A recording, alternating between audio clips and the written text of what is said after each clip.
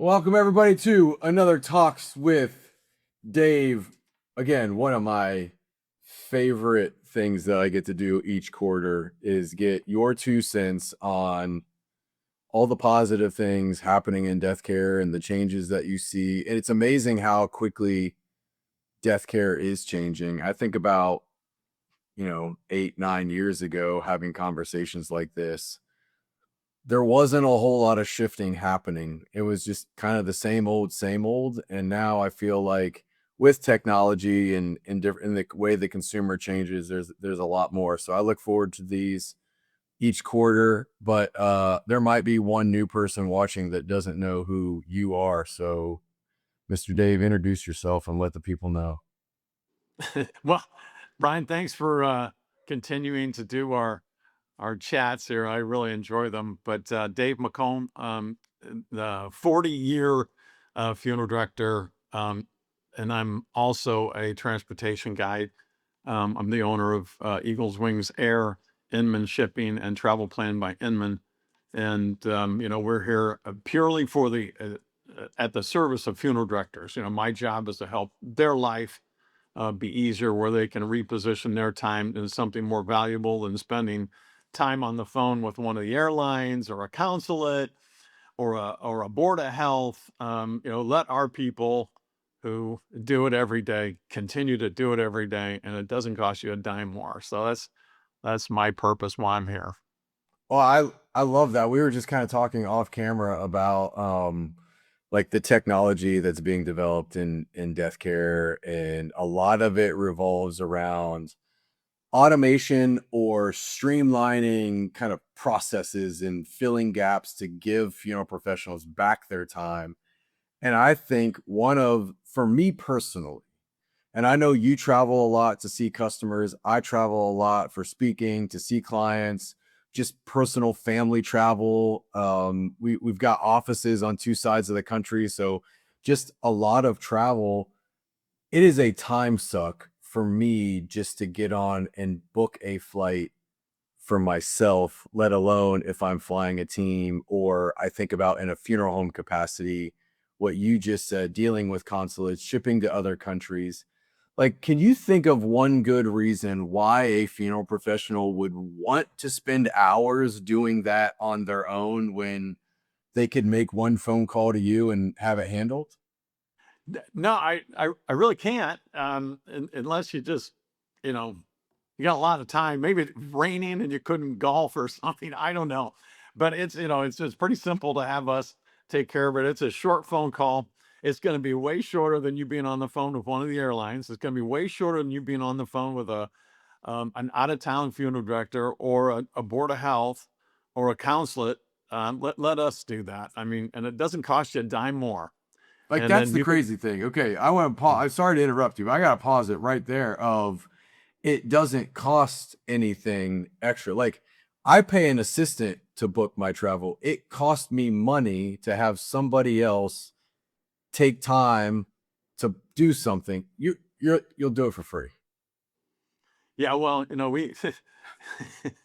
we don't do it for free. I wish we could, because that would help everybody out a lot. And everybody needs a freebie every now and then. All But right, I tried. I tried we go Deathcare. out I there tried. and we work with these guys and we get their best price, and it's an outside expense, and it doesn't come out of your pocket. And so let us handle the laborious stuff that you don't want to do, and then you can go on and work with Ryan on improving your social media profile out there. There you go. And that's probably a way better way to spend your time than on the phone with either Delta, American, United, or Southwest.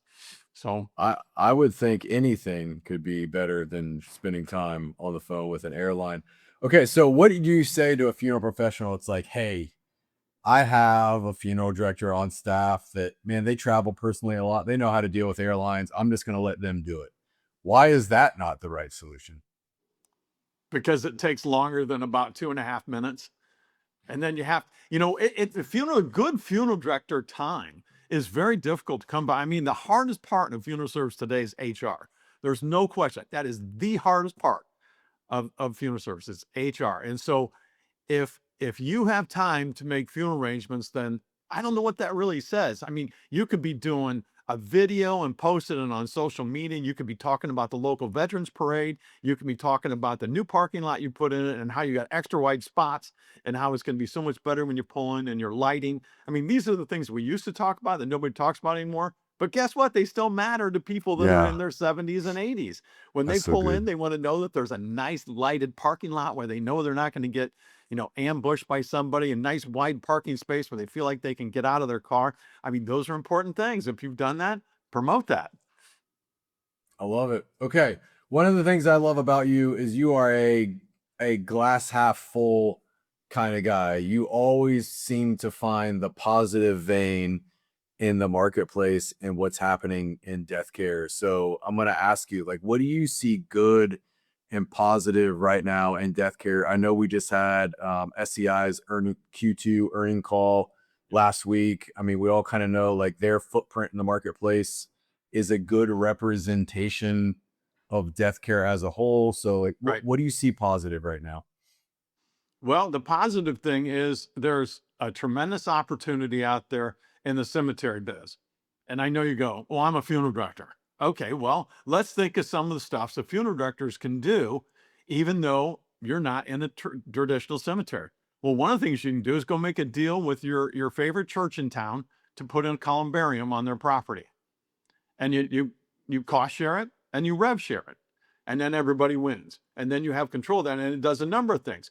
It gives you a little bit of extra money to deal with, and it also gets those 50 something percent of the cremated remains out of closets and into some honorable place where they can be memorialized. And so that is a win-win-win all the way around. And if it's not a church, then talk to your local VFW, or I mean a park. You can make a deal with anybody with a columbarium, and you make it designed for the place that you're at. It can be any shape, size, and these companies out there that create these things. They have designers on staff that can make it so it's good for the entity where it's going to be set. It can be good for you. It promotes your brand, and then you can take somebody from the place of where they die clear to the place of where they make their final rest. I mean, and that's what you want to be. You want to handle all this because in Q2 for SCI, the cemetery part of their business was the star. The Mm. funeral business is still doing fine. Pre-need business is still doing fine, but the cemetery business is star. So the families are starting to see value in the memorialization part of the business rather than just the funeral itself. And what we all don't like to see is, hey, oh, it's a direct cremation and they're going to have the funeral sometime later. And guess what? And sometime never happens. But if you can handle that from start to finish, then you have something bigger to offer. And That's a since really most of the country, interesting go ahead. perspective. I've never had the conversation with a funeral home or listened to anybody present that idea of like, yeah, you're not the cemetery, but what if you partnered with somebody else and put in a columbarium? Yeah. That's pretty interesting. That's Yeah. really cool. I mean, that's a great idea. Yeah, there's laws in every state, but also within every state, there's this practice of religion thing. And in some places that's been tested and already proven that the cemetery or the church can put anything they want there. And Hmm. having cremated remains and even full bodies at churches has been around since as long as our country's been around. So these Wow. aren't new concepts. They're just ones that have been kind of left aside for a while. But who better to organize this than the keepers of ceremony Yeah. in our industry, and that's the funeral directors around the country. We're the keepers of ceremony. We're the ones that commemorate the loss of a life. And who better to carry that through to the final place of rest other than a funeral director? It's great. It's great. I love that. So positive on Q2 for SCI growth in some unexpected areas. And then the pre-need, like I know you're a big advocate of pre-need. I love pre-need. I think it's crazy, especially when death rate slows a little bit in the summertime for funeral homes not to offset cash flow with pre-need and Yeah. commissions from pre-need. Like it just makes sense. So I think that Yeah. was very encouraging as well. Yeah. We have the most curious consumer we've ever had about death care, and we need to capitalize on that. Yeah, we do. And majority of the families that come into your funeral home have already been exposed to funeral service online. Don't think for a minute that your funeral home is their first exposure to what is currently available on the market. They've been on the internet. I see you. If you don't 100% assume that, you need to. We need to have our head in the right position. We need to assume that the family's been on taking a look at the price of caskets at Costco. We need to assume that they've taken a look at all different kinds of sites of what an urn's going to cost. And so we Wow. need to Yeah. differentiate themselves. We need to make it easy to purchase, and we need to come up with something that's going to help us financially. And one of those things in pre-need that helps you financially is a travel plan. This is Mhm. another self-serving plug here, Yeah, but but it when makes you sell, sense. I mean, it's yeah, crazy not to offer travel, but absolutely yeah, goofy. yeah, it really is. And and then if you choose to do it, it's a no-brainer. But we are, of course, wanting you to use ours. And why? First off, we own the network in case there is somebody that dies. And guess what? People that buy travel plans do die away from home. And so if that happens, you want to make sure your result's good, because some of my people out there in the world of travel plans, they're just going to pick the cheapest one they can find for embalming the body. And guess what? We have a vetted network of 800 different entities around the country that embalm, and then they put the body in a shipping container and then tender them to the airport. And we guarantee our work. We guarantee that everything's going to work out. The other guys can't do that because they don't own the network. And then your money is safe because it's backed up with clip insurance on every policy. It's not a just in case deal, because when we have a death, that death, we file a claim with the clip company. So it happens Man, every week, number of times a week. And so the other guys, they have a fund. Ours is part of the daily business. So we are locked and loaded for as long as these are out there.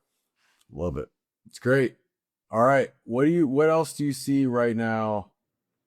Like, okay, so let's say you do a lot of consulting. I mean, you've scaled multiple businesses inside of death care, not just funeral homes. But a funeral director comes to you and they're like, "Hey, I'm having a decent year. What should I do? I've got 6 months, 5 months left to round out the year. Like, what should I be focusing on to make sure that I wrap this year up well?" Well, I think the aforementioned is a really good idea. I think go out there and find, cohorts out there that you can work with, either a church. Maybe there's a small cemetery out there that doesn't really have much. You could talk to the city or county government if they have any city or county cemeteries. Some little sleepy cemetery that doesn't do much in a year's time. Well, gee, maybe you can change all that. Maybe you can go to them and say, "Hey, I'll make the initial investment of putting in a columbarium, and let's serve the community in a more modern and effective way." And reach out to minority groups. So many people are afraid to cross this line Uh, and that's the black funeral home or that's the white funeral home. Well, gee, I mean, walk into the Hispanic leader of the community, walk into the office of the black leader in the community and say, "Hey, how do we work together?" mhm. And I'll bet there's a lot of people thinking, "Yeah, I should do that." Hey, we did it and it works. And it's wonderful. And why would you care what race somebody is that comes to your funeral home? That's You right. should want everybody to come to your funeral home. It's So great. don't be afraid to cross the lines of race and religion. If nothing else, make a friend. Go out there and talk to somebody, and let them know that you're interested in them. And hey, great things happen when you open doors. It's great. I love it. Okay, let's wrap up with this question. What are you most optimistic about right now in funeral service? There are segments of funeral service that have tremendous opportunity, and I know people when they hear this, they kind of go ooh and ick, and that's natural or organic reduction. Mm, But I tell you, if you have not looked into it, you need to. It's not a fad. It is not a passing trend. It's going to be around for a while, and you would not believe the momentum it has. And that's another thing you can do. You can make a deal with these companies for your area. Go talk to one of these guys. I mean, there's three, four, five of these companies out there that represent almost the entire country. Go sell them. You want to be their rep and ask for a rev share. There's nothing wrong with that. And then you let you let people know that you offer natural organic reduction. Because guess what? If they want it and they hear about it, you want them to get it through you, not through some direct source where they can bypass you. So make yourself known as this. I mean, man, this goes back to the beginning of the cremation thing. Do you want to be out there known as the cremation guy, or you want to act like it's not happening? So I think it's best to be known as the person in your community that knows about natural organic reduction. Is it palatable to all funeral directors? No, it's absolutely not. But guess what? People are wanting it. And so Yeah. if you want to meet the needs of the consumer, we're here to have services for everybody. And so if that's what they want, and believe it or not, the majority of the people that choose natural organic reduction also have a ceremony. Mm. And they call it in the laying in ceremony. If you don't know what a laying in ceremony is, you need to look it up. I love it. So here's what I hear. If they're going to buy it, they might as well buy it from you. Absolutely. I love it. You're the Well, trusted Dave, guy in the community. Man, use that great legacy you built up. so good. So good. I love chatting with you. Likewise, Thank man. you. How can someone reach out to you, get in contact with you for one of your services, consulting, questions? Yeah, just go to shipinman.com, SHIPINMAN.com, or EWA Cares. Okay. And that's it. It's pretty simple. It's pretty That's it. Hey, daggone congratulations on the unconference. What a tremendous participation. Thank Fantastic. you. Yeah. Glad to be It part was of it. great. Well, thanks for being a part of it. Couldn't make it happen without participation from you and other vendors. So it's something fun that we get to do, and I think it's great for Deathcare in general too. It's a lot of information streamed for 13 and a half hours over 2 days, which was insane. That was a lot of talking. So it was a lot. good. We A appreciate lot of you. people learn stuff though. Yeah. It's good. Great. Awesome. All right, Well, thank man. you Take so care. much, Dave. All right, talk You soon. bet. Take care.